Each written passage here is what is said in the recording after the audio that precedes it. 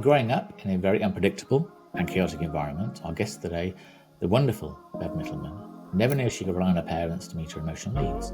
This led Bev to observe unhealthy relationships, the ideas based on what she was witnessing. Bev believed relationships are supposed to be unbalanced, uncertain, and overall chaotic. If you have an insecure attachment style, you can probably relate to Bev's experience. And navigating relationships can be particularly difficult for you. So, you're in the right place and listen to the right podcast. Not me, Bev, that is. Prior to becoming a certified attachment practitioner, Bev was an executive leader, university lecturer, and published author, having obtained her master's in 2006. She spent her entire career working with adults in the realm of personal growth and professional development. First of all, you're very, very welcome. Thank you for joining us. And wow, you've done a lot and continue to do a huge amount. So I just wanted to start off really with just take you back a little bit, I guess, to understand your formative years and was there a direct path from where you were then to where you are today? Can you sort of see the link between the two? I can, and let me say it's an honor. It's a pleasure to be here with you and your audience. As you get older, we have the wisdom to sort of look back and connect the dots. But as you're going through life in your earlier years, it doesn't always seem like a direct trajectory, right? So I can see now that my childhood has clearly led me to the experiences that I had that I think were necessary for my growth.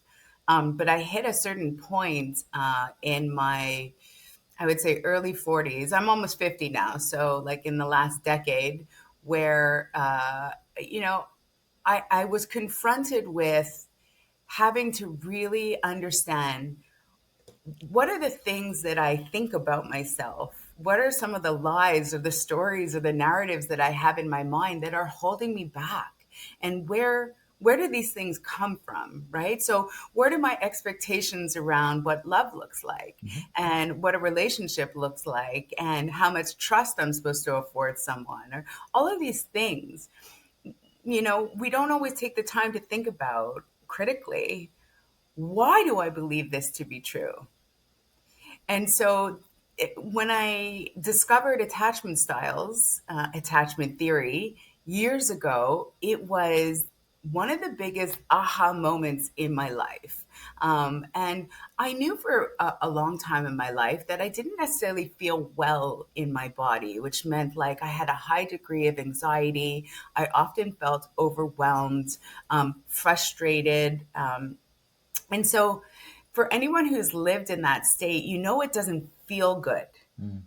Like, you don't wake up calm, you're sort of waking up stressed. And so I had sought various different therapies, modalities, was this a medical issue? Was this, and I only really got to the answer of my root of the issues when I found attachment styles. And I realized that, what I was feeling was really symptomatic of anxiety that I was imposing on myself based on all of these beliefs that were sort of patterned into me that I had never really questioned before. And so it was a great aha moment. And when it was so impactful for me and my healing, my journey, and I was able to get to a place of calm, which was, it's utopia to live in a place of calm, especially if you didn't spend most of your life living there. I said to myself, more people need to know about this. So I've dedicated my time to working with people on attachment issues because I believe that it is that impactful in people's lives. So I know this could take all day to answer, but briefly, could you expose what attachment styles are and the different types and how they Yes. manifest in relationships? Okay, so I'm going to do my best to do it Okay. briefly because it's a big Yeah. question, okay? But I will do my best. So attachment styles were first studied in the 1950s, and what they were trying to do was understand the bond And attachment is an emotional bond.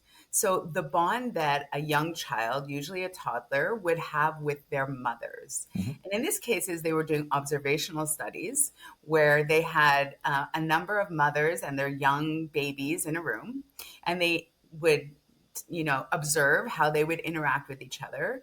And then they would have the mothers leave the room and they would observe the behaviors of the children. And you can imagine some children became very upset. Some clung on to the mothers.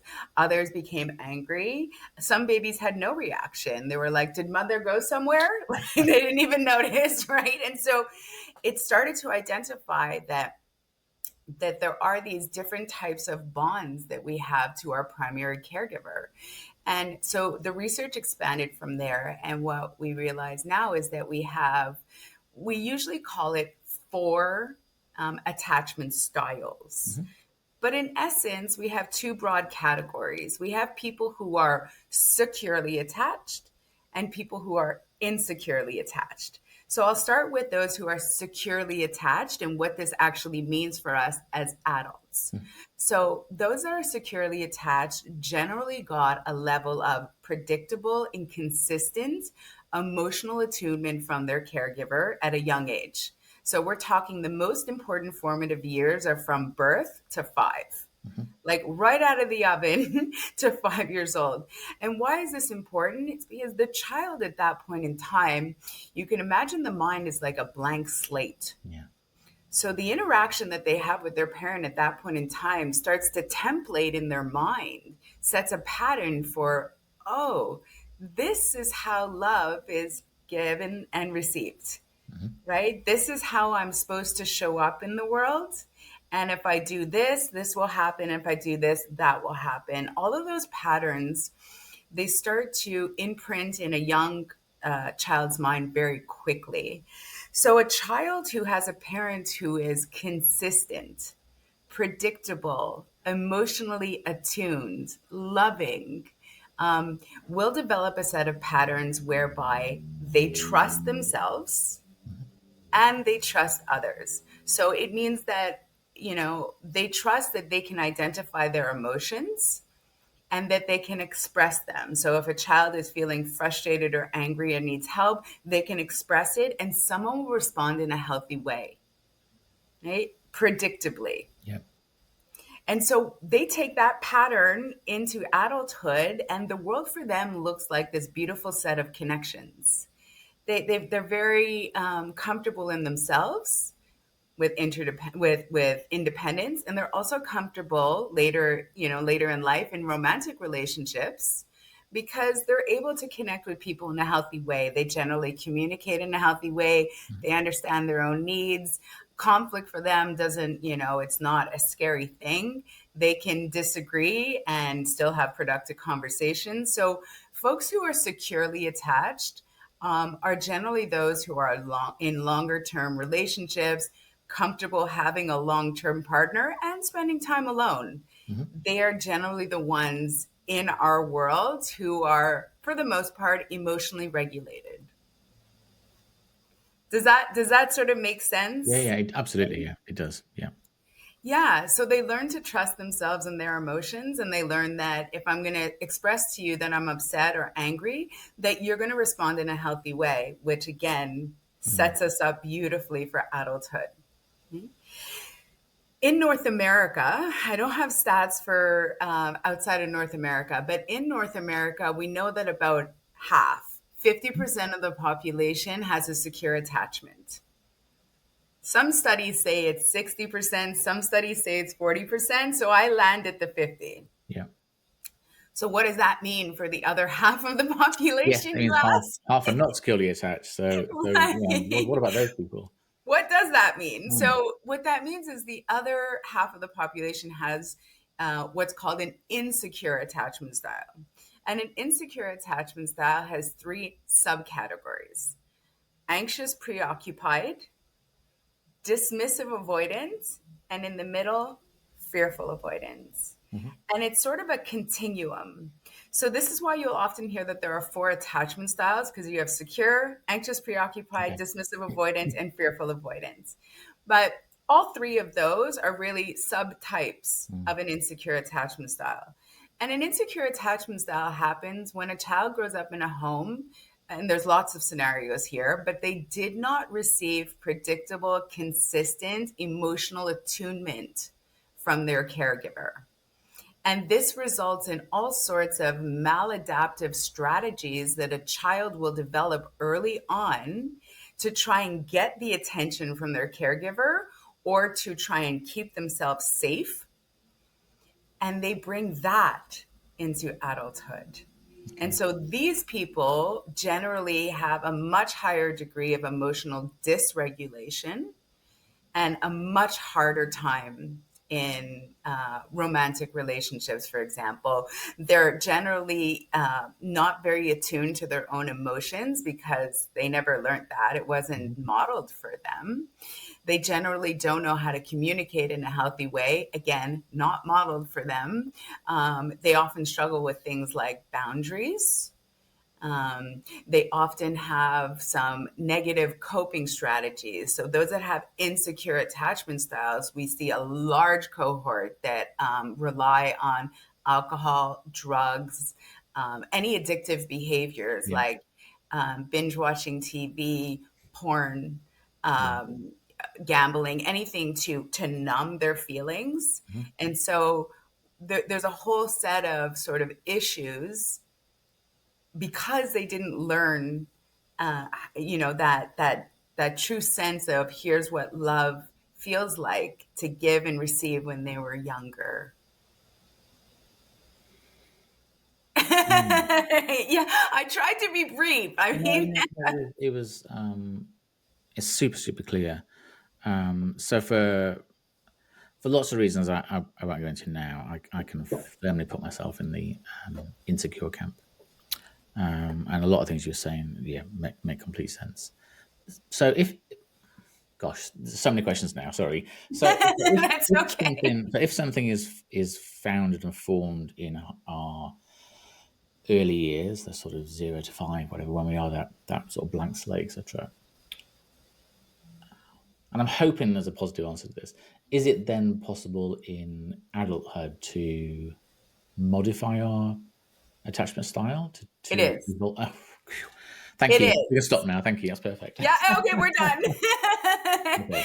Yeah, such a great question. So this is what I want to punctuate with the answer is that attachment styles is learned behavior. Yeah. You learn this as a Okay. child. So Hmm. we're not talking about a mental illness, a personality Yeah. disorder. No, it's learned behavior, which means like anything else that's learned, we can unlearn Yeah. and Yeah. relearn, Hmm.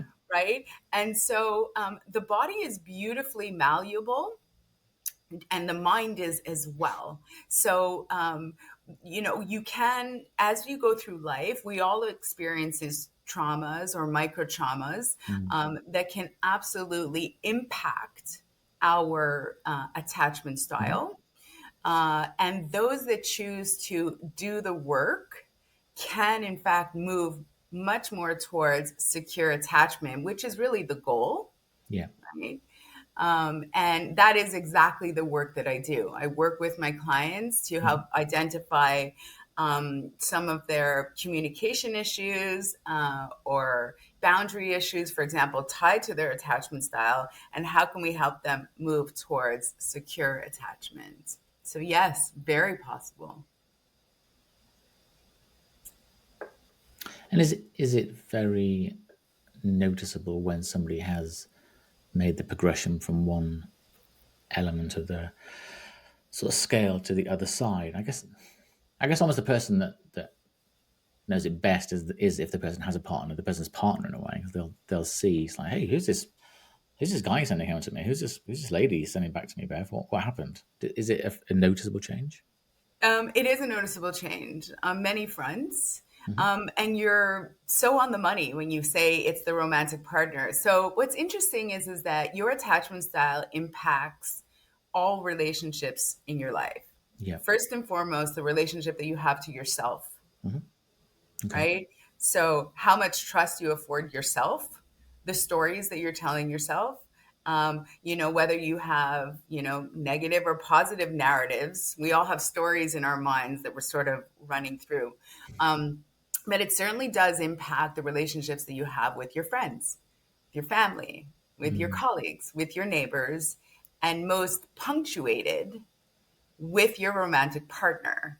Now, there's a reason for that.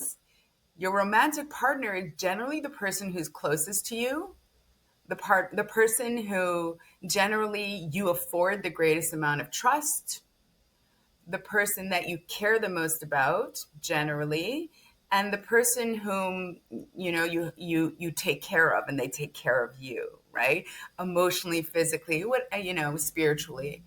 And so that relationship tends to model as close as we can get to the relationship that any given person would have had with their primary caregiver Okay. in their youngest years. Yeah. So the depth of the connection is what I'm talking about. So you Mm-hmm. can be really close with a friend, but what you share with that said friend might be not nearly as deep as something that you share with a romantic partner. Yeah. I understand that. Right. And so what's interesting about this dynamic is that, your partner will trigger you in ways that no one else can Yeah. because of that dynamic. Mm. But they can also help guide you and heal you in ways that no one else can. And as humans, we do our best healing work in partnership, right? People ask me all the time, do I have to have a secure attachment to get into a relationship? And I always say it's good to be working on yourself and have an awareness, but we are able to again heal ourselves in the context of relationships. And Mm-hmm. so, if we take a very simple example between a couple and they've got, we see this very commonly, an ongoing argument. Like for 3 years, they've been arguing about the same thing, right? Yeah. And it comes up every 4 to 6 weeks Mm-hmm. because it's unresolved. And usually, what happens is partner A says one thing, partner B says the other. There's a bit of an emotional explosion. It doesn't go well. Yeah. It dims down for 4 to 6 weeks and then it comes back up. So, if the partners decide that they both want to work on their own attachment style, Mm-hmm. they can then figure out what about that situation, what meaning am I giving to it? Why is this so important to me? Like, why do I feel that I can't resolve it? Or what about my personal needs do I feel are not being respected or communicated? Um, and you can take a completely different approach to this situation. And so maybe finally that couple has the same conversation and they're able to, instead of getting into an emotional argument, Mm-hmm. they're able to say, well, why don't we just try this instead? And I think a lot of people don't even realize, because the patterns that I'm talking about that drive us, they live in our subconscious mind. So they're not a part of our conscious awareness. So people don't even realize that they don't have as much free agency as they think they do in terms of their own mind. Mm. So why am I digging my heels in on this subject so much? Like, what does it mean? It's tying back to the fact that it's hitting on that core wound of I feel disrespected, right? So Mm. if you can attach it back to something meaningful, you can then actually understand the roots. And so it's extremely helpful in the context of a relationship. Yeah. It's fascinating when you talk about the sort of ongoing argument, etc. I think a lot of the times I get into an argument and 6 weeks down the track, I have no interest in the argument at all. But there's that sort of, well, I'm not going to back down. And you have this. It's not about the argument at all anymore. It's just about the fact of, I can't. It's very very hard for me to then turn around and say, I know we've been arguing for six weeks, but yeah, you're completely right. I'm really sorry. It just is that, I guess, because looking back in our childhood, in the formative years, whatever, that wasn't something that we saw. So I think that's really interesting. And I think something else you said, which is probably going to make me sound quite odd now. I've never really thought about my relationship with myself. And I wondered how and it's funny because I talked to somebody a few months ago, a somatic healer, Yeah. and she was saying we often don't, since puberty, we don't sort of explore our own bodies physically to see what we enjoy and what we don't enjoy. We just start and sex happens, intimacy happens, that moves forward. We don't, never know what we really like. So in the same way, I guess mentally understanding that relationship with us. So how do we? Because I'm asking for free therapy now. How do we work on understanding our relationship with or to ourselves? So awareness is the first key, Okay. right? So when you're in situations with other people Hmm. and you find yourself getting irritable, I tell all my clients the first sign of emotional dysregulation is irritability. So when you start to find yourself getting a little uncomfortable and irritable, Yeah. that means that you're actually transitioning. Your nervous system has two modes, right? It Hmm. has rest and digest, your parasympathetic nervous system, right? That's your calm state. Or you have your threat state, which is your, fight or flight. Yeah. That's your sympathetic nervous system. And so your body actually switches between the two when it's up against a perceived threat. Hmm. So, and when you go into your threat mode, you're far more likely to go into an emotionally dysregulated state. Okay. Your ability to be rational and calm is greatly diminished. Yeah. Like our brains can't, when we're feeling like we're under attack, Hmm. perceived or real, we can't be rational and calm, right? There's like a switch. And so I tell people recognize it the first sign of irritability. Okay. And just take a moment with yourself. Why am I feeling irritable? Well, because this person just said this to me. Okay, but why does that matter? What meaning am I giving it? Right? I feel disrespected. Okay. Did the person really intend to disrespect me, or I feel disrespected because this is a wound that I'm carrying that is unhealed, right? So we can have these conversations with ourselves. Mm. There's other moments too, like if you realize that you have a very hard time affording trust to people. And this was and still is one of the things that I struggle with, affording trust to other people. And that is very closely tied to my attachment style. And I can dive a little bit more into what each one of these actually are. And so when someone says something to me and I find myself questioning, like, are they lying to me? I have to say to myself, do I have evidence to suggest that they're actually lying, or is that just my attachment style coming online? Now, our attachment styles, interestingly enough, they come online when we start to form an emotional connection, a bond with someone. Hmm. So you and I, having just met recently, we haven't spent nearly enough time to have formed an emotional bond. So there's very little that I would say in this that would spark a trigger for you. But if you and I spent a couple of weeks together and we got to know each other better and an emotional bond started to form between us, that's where the triggers would start to surface, right? Yeah. So it's not in the everyday that we see this. Again, that's the reason that your romantic partner will see this side of you far more than anyone else. It's fascinating, isn't it? It's so fascinating. I know it really was impactful for me when I Yeah. when I discovered this. So let me tell you a little bit more about Mm. like the different styles. Hmm. So we talked about how on the insecure attachment front, it's a continuum. Yep. Okay, so the anxious preoccupied person was once a child who generally was raised in a home where maybe one parent was emotionally unavailable, Hmm. or one or both parents were dealing with maybe too many kids in the home, or an alcoholic, or Hmm. something like that. This child would have received some love intermittently, Mm. not consistently, which means that they grow up understanding that love is given and taken. Some days I get it, some days I don't. I can't Yeah. really predict it. They tend to be the people that grow into what we know as adults as people pleasers. Hmm.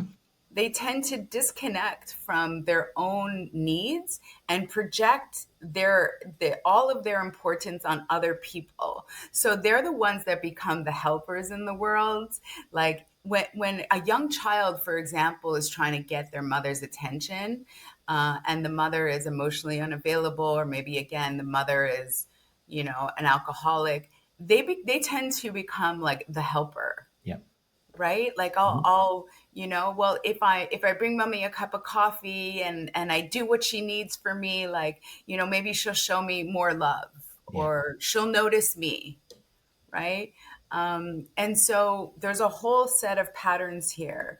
They typically go on to, as adults in the romantic world, date people who are emotionally unavailable, because to them that's what's normal, Yeah. that's the baseline, that's what they understand. So they understand this whole, push pull. I'm gonna give you love, and then I'm gonna take it away. And so the folks who are anxious preoccupied, they generally have a baseline emotional state where they feel lonely, where Yeah. they feel sad a lot of the times. They're anxious a lot of the times. They have core wounds that they're carrying around. The biggest one is, I will be abandoned, because they never had that consistency, right? They never quite knew. And they've got a whole host of other core wounds that we find in that cohort of people, like, I will be excluded, I am unlikable, I am unlovable, I will be alone, these types of things. And Yeah. so they're the way that they navigate the world is generally they become highly compliant. Like, it's very easy to like someone. So if I have a wound that I am unlikable and I want to become likable in the world, the easiest way to do that is to never say no, Yeah. right? Yeah. So everyone likes me because I'm so easy to be around. A miscongeniality, right? I'm the funny one. I'm always there for you, but I put myself last. Mm. So I'm the person, or that they're the person who would, you need me to come over and babysit your kids? No problem. Like, it's Yeah. not, you need me to pick you up at the airport at 4 a.m? Sure, I'm awake anyways, right? Like, they're the people pleasers because they want to be liked. And so there's a whole set of issues that come with that.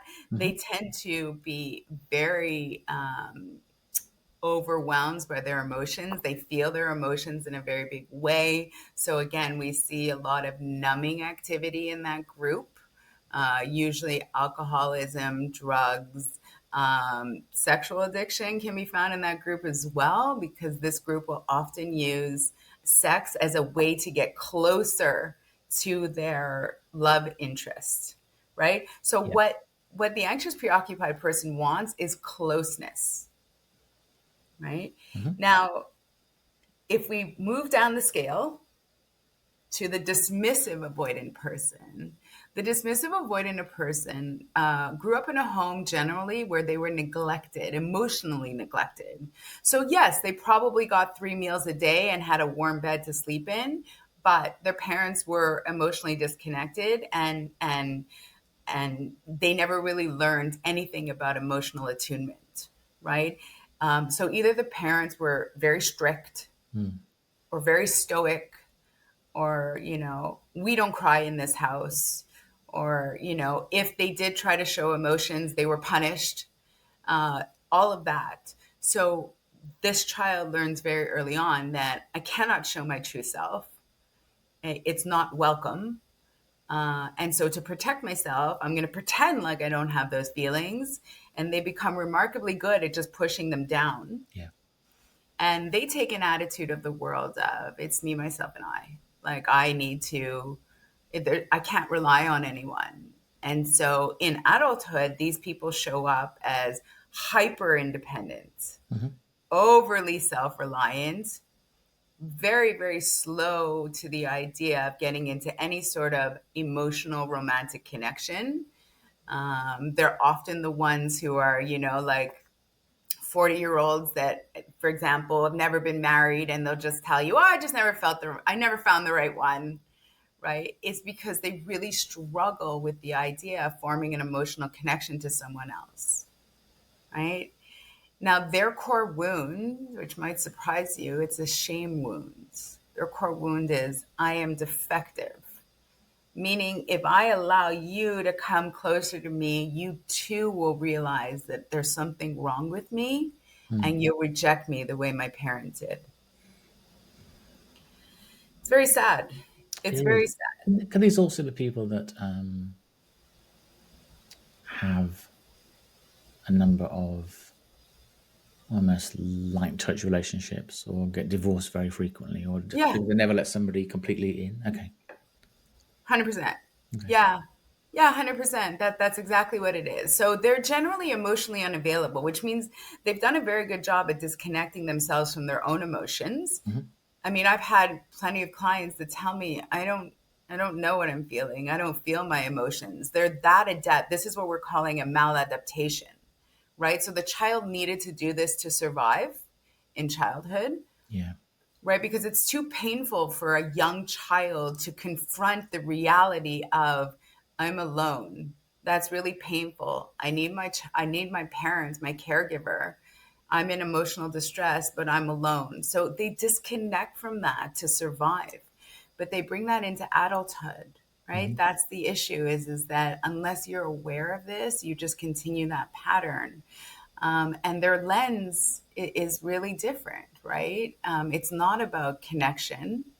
The person who's securely attached sees the world as a beautiful set of connections. Their lens, someone who's dismissive avoidant, sees the world as, survival. I have to survive. And so they generally have a high degree of trust in themselves, Yeah. but not in others. And so they would, as an adaptation, they like to go at it alone. And so it's very hard. They don't have the modeling to be able to connect into a healthy emotional relationship unless they choose to do the work and learn. So, yes, will we see multiple divorces in this cohort? Absolutely. It's funny, as you were saying it, I was just thinking of some people in the public eye, people we were talking about before we hit record, so figuring out where they sit, and I think I figured out Yeah. one or A two. couple of politicians. Well, yeah, maybe yes. Yeah. Right. So, I want to make sure that we're not like, because some of the politicians, we don't have to name names, but some of them, I believe, have personality disorders as well, Yeah. Punctuated by attachment issues. But the interesting thing about attachment is that everyone on this planet, we all have an attachment style. So it's relevant to everyone. So it's a set of learned behavior, right? So that's why I find it so fascinating. Now, the last category too, it's the smallest category. It's the one that's sort of in the middle, Okay. and it's the fearful avoidant, also called the disorganized attacher. And this particular person grew up in a home where there was generally a high degree of chaos, conflict, yelling, instability, a high degree of lack of emotional attunement, and often abuse, physical, mental, emotional, could be sexual, could be all of the above. And so this child, like all children, crave the connection to their caregiver, but they're also afraid of getting too close to that person because that person is also harming them. And so this creates a disorganized psyche for the child. And they develop a pattern in adulthood where they're known in romantic relationships as the hot and the cold partner. They want connection, they want love, but they're afraid of intimacy. So they want you to come close, but not too close. Let's spend some time together. Now I need 3 days apart. It's the push pull. And again, it's because they don't trust, they have no modeling for what a healthy consistent relationship looks like. They have the template that if I get too close to you, something bad is going to happen. Mm. And that's their life experience. And I'll speak candidly. I was a fearful avoidant my whole life. I have done significant work to move more into, this securely attached world, but I think that it's a continual journey that we do. We're constantly always trying to make improvements to our health, Yeah, physically, yeah, mentally. It's not like a destination, like, okay, I got there. no, yeah. I lost 5 kilos. I've done it now, so no, it's not like Yeah, that. right. And so I think I've made great strides. I love that I understand my mind now, finally, that I can communicate. This is why I behave the way that I do. This is the level of emotional safety that I need in a relationship. This is the Mhm. level of honesty that I need. The core wound that a fearful avoidant has is I will be betrayed. So it's honesty and trust is like, and authenticity is critically Yeah. important for someone who's fearful avoidant. And the other interesting thing about someone who's disorganized or fearful avoidant is they have traits from Hmm. both the anxious preoccupied and the dismissive avoidant, which means that they could flip flop. One day they can be anxious and needing closeness, and the other day they really recoil and they take space. And nothing is more obvious as to, where you fall in terms of your style as when you observe two people in conflict. Yes. So when you observe two people in conflict, there's usually you end up seeing a pursuer and someone Mhm. who's sort of running the other way to Yep. take space. Hmm. So the person who's pursuing for that closeness is usually the anxious, preoccupied person. They're often called needy, clingy. I don't love those terms, but they require that level of closeness Hmm. and attachment because they have so little trust in themselves. They don't believe that they can self-soothe. They are so heavily reliant on other people to soothe them. So, there's really a distinct set of behaviors that come with each one of these styles. So in moving towards a more secure attachment style, is that associated with having or being more comfortable with vulnerability? Because I guess trust is almost an outcome of vulnerability. If we allow ourselves to be vulnerable just talk about romantic relationships. In romantic relationships, to allow vulnerability to show, that's really giving trust to someone, because nobody wants to expose themselves and for that exposure to be taken advantage of or whatever else. So is vulnerability part of the sort of crossover? Okay. Very much so. And that's a beautiful question that you asked, right? So, trust really, I think we touched on this earlier on. Trust really is at two levels, right? Hmm. How much trust I afford myself, Yeah. and how much do I afford others? Mm. And so, if we look at the patterns of these three insecure types, first of all, someone who's securely attached generally trusts themselves and they trust others. Hmm. So that's sort of a healthy place. I'll Yeah. trust you until you give me a reason not to. Yeah. That's fair. Someone who's anxious, preoccupied really doesn't trust themselves, but they trust others, Hmm. right? So we often see a very low self esteem. So a simple behavior like someone has to go buy a car, they don't trust their own ability to make the right decision. They'll invite a friend, a family member, come with me to make sure I'm making the right decision, Yeah. right? Someone who's dismissive avoidant, high degree of trust in themselves, but not in others. Okay. And the poor fearful avoidance, because they really do have it sort of, yeah, they Don't trust have the themselves most or avoidant anybody else. style. Okay. Yeah, they don't trust themselves and they don't trust others. Mm. And so, the work starts with identifying the trust, rebuilding the trust to yourself. And Yeah. that means that, first of all, reconnecting to your emotions, Hmm. honoring your emotions, learning how to communicate them, Hmm.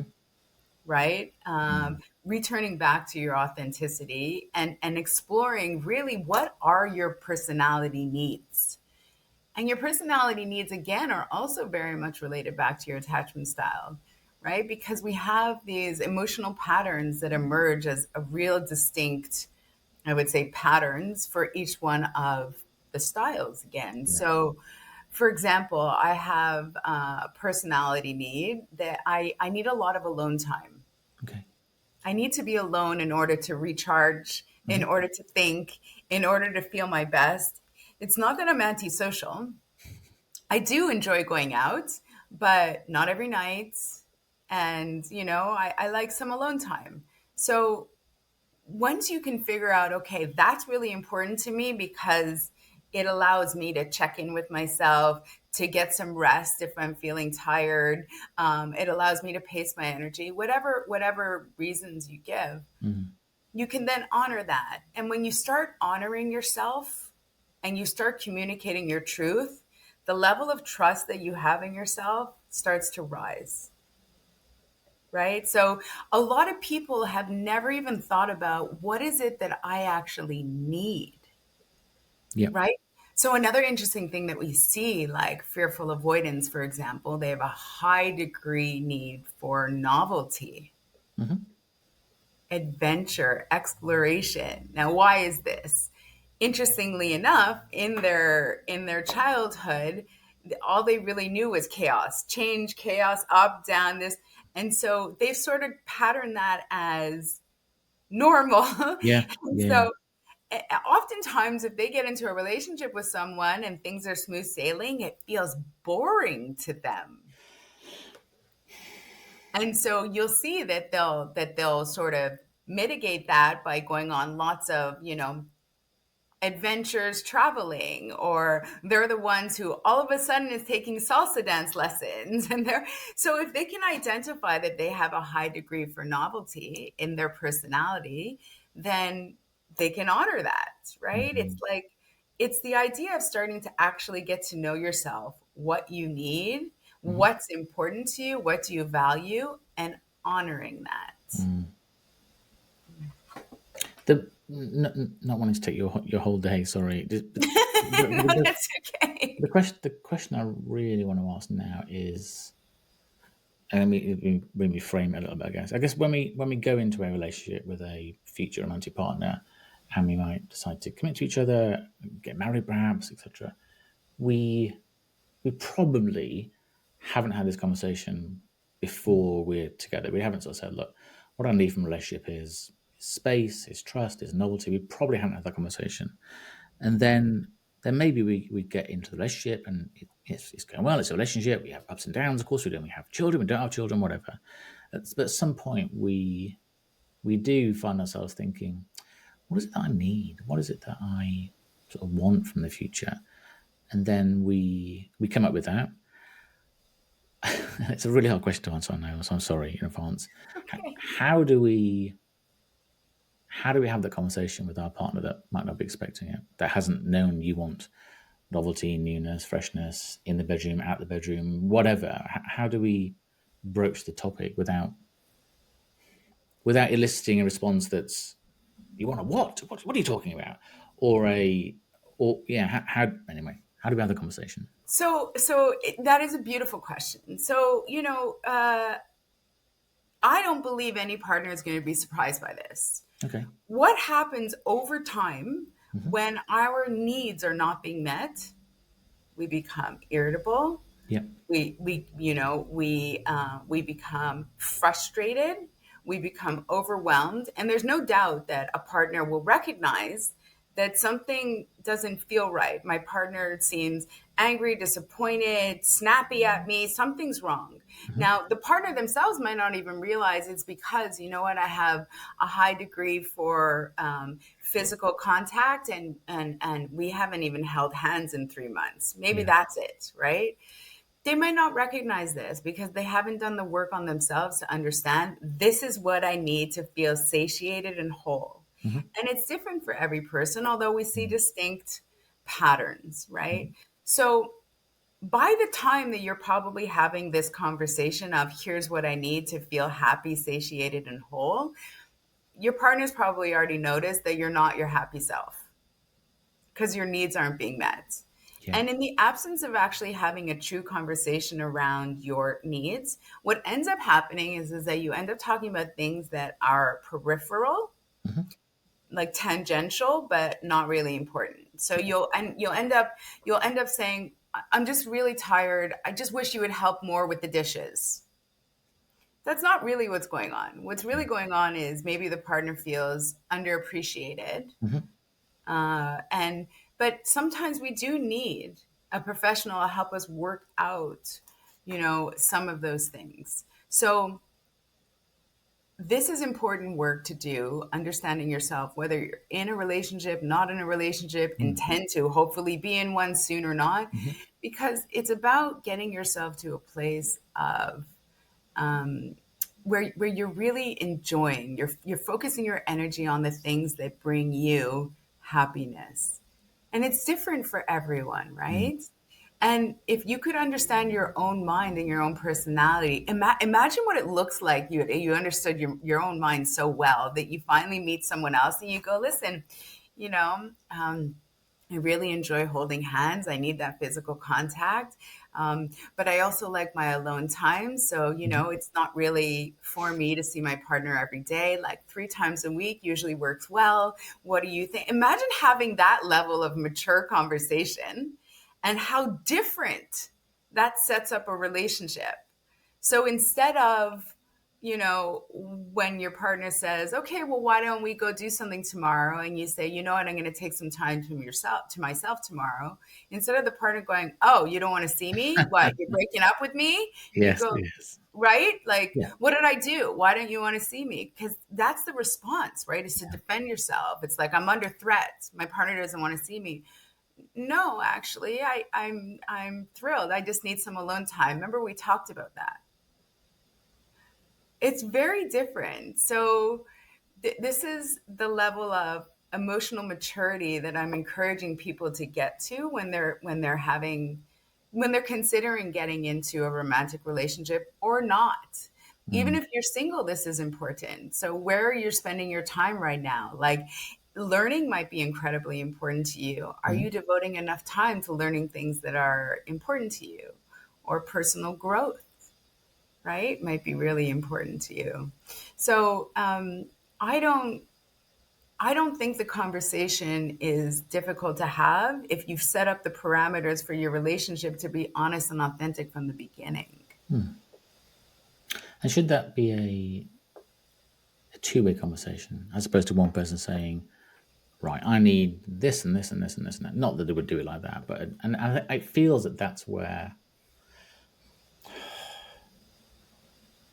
not a sort of not a sort of referee, but sort of that's where the third party. 'Cause it's complicated stuff. I mean, you've explained it so beautifully. Thank you so much. But Thank you. and I can't wait to literally when I've got off this call, Google it and get into it more and see what I can learn about it. But you need that third party. I think you need that third party expert just to manage the conversation. I think, and yes, you can talk to your partner, of course you can, but it does feel that it's worth the investment in actually talking to somebody. This is, I mean, ultimately, it sounds very over the top, but this is life, isn't it? Really, this Yeah. literally is your life partner's life, your children's life, your friend's life. Yeah. If that's not worth investing time and effort into, I'm not sure what is really. Hmm. We've made some great strides as a society to, talk about we should have openness and communication, like on the sexual front. Tell your Yeah. partner what you desire, like, it only makes things better and it grows intimacy and this and that. And I agree, but this is just like the sexual part is one component of Mm. a relationship, so this is just extending it beyond that, right? Yeah. So it's great to talk about what you want in bed, but also talk about what you need when you're not in bed, right? Because we all give and receive love in different ways, and the love languages play a role in this as well. The Okay. love languages map back to your attachment style almost succinctly, which is super interesting. So someone who is anxiously preoccupied will very much value quality time and Mhm. physical touch, right? Okay. Someone who is dismissive avoidant, usually physical touch and maybe gifts, Hmm. right? gifts are kind of emotionally devoid. It's sort of one of the least emotionally intensive sort of Yeah. love languages. Um, being a fearful avoidant, my love language is acts of service. So I'm not very like I don't always express. I'm learning. I'm certainly gotten better, but in past, I didn't always express this is how I feel about you. But I would cook you a beautiful dinner, and in my mind, it's like, well, I don't do this for everyone. You have to know that I'm showing you that I care. Right? I'm I hope expecting so, you to yeah. read my mind, and Mm, I spent 4 hours cooking this beautiful meal for you. mm, I might not say it, but doesn't that tell you I care? That's another thing. We expect people to read our minds. mm, And so, yeah, I think that having those conversations around this is how I like to receive love, and this is how I give love. This is what I need to feel my calm, best self. And my partner nowadays, I'll talk about. He wakes up every morning at 5 a.m. and works out. I think it's insane. Without fail, he doesn't miss it. wow. And he has said to me, I know you think it's crazy, but I need that. I need that time in the morning, and I Mhm. need 2 hours to myself in the morning so that I can read my news, get my day started, this and that. And I'm like, okay, I get it. So some mornings, if I happen to wake up at that god awful hour, I'll speak to him, and he'll sort of say to me, "Hon, I really need this Go back to alone sleep. time." Go back to sleep. I think you're gonna say, yeah, when I wake up at 5 or something, yeah, sometimes I just leap up and work out with him, but I'm guessing that's not on the cards. No. And so I'll say to him, okay, that's fair. You did tell me you need this time, right? Mm. And I'll joke about it. I'll try not to be so annoying, right? But he's asked for it. So Yeah. why Yeah, wouldn't absolutely I honor expected, it? yeah, yeah. Can I ask Yeah. just one final question? Um, you obviously invest a lot of time in what you do and the people you work with and in your relationship and in lots of other people, but how do you protect and nourish your own mental and physical well-being? How do you look after yourself? That's a great question. I check in with myself often. Okay. So, I teach my clients too that your body will send you signals throughout the day and in terms of how you're doing. Hmm. So, I've become over the last decade very aware of certain signals that my body sends me to give me an indication of whether I'm feeling overwhelmed, I'm overtired, I'm stressed, I'm feeling frustrated. And learning those signals, you go back to somatic therapy, right? Yeah. Like understanding your body. Yeah, yeah. That to me was a game changer. Okay. Yeah. And so I now honor my energy levels. So when I feel something in my body and I go, oh, I've seen you before. I know what you're telling me. Okay, I'm tired. I'm going to go to sleep a little earlier today or whatever it is. So having that emotional attunement to myself, Hmm. which I had to learn. It wasn't modeled for me. I mean, I really had very little trust in myself or others for that matter. And so, honoring that and also recognizing how far I've come. So Yeah. I like how that. far I've come, Celebrate like what my you've own achieved. journey. It's Mm. it's really it's reassuring, it's validating, and it reminds me that I'm on the right path. Because healing is not a linear journey. It's not like every day is better and better, but it's sort of like this, and then sometimes you dip and you have a couple bad days, and then it goes back up. But over time, you can see the trajectory getting better. And so it's changed my perspective on what health actually means, Mhm. right? It's very weird in our medical world that we separate our physical health from our mental health and Yeah. from our emotional health. I'm of the mindset that we are one system, we're one body, right? So if one part isn't functioning well, if my mind is under duress, then that has to be impacting other parts of my body, whether I'm aware of it or not. So I take more of a holistic approach on that sense. So, yeah, I think that You need to honor your energy. You need to honor what your body's telling you. You need to remind yourself of, how far you've come in your own journey, even if you haven't reached your supposed destination yet. And then, the work that I do to help others is really rewarding. Yeah. It feels like even the exact place you should be, which is quite rare with people. It's Thank you. no, thank you so much for your time. I really want to get you back on now to talk about loving I'm the happy. good and everything else. Let me go away and learn a bit more, then I can come back with probably some more sensible questions. Okay. But you explained it, yeah, as I said, so beautifully. So thank you so much for your time. Yeah, I really appreciate you and what you're doing. Thank you. You as well. I appreciate it. And thank you for having me. It was a pleasure.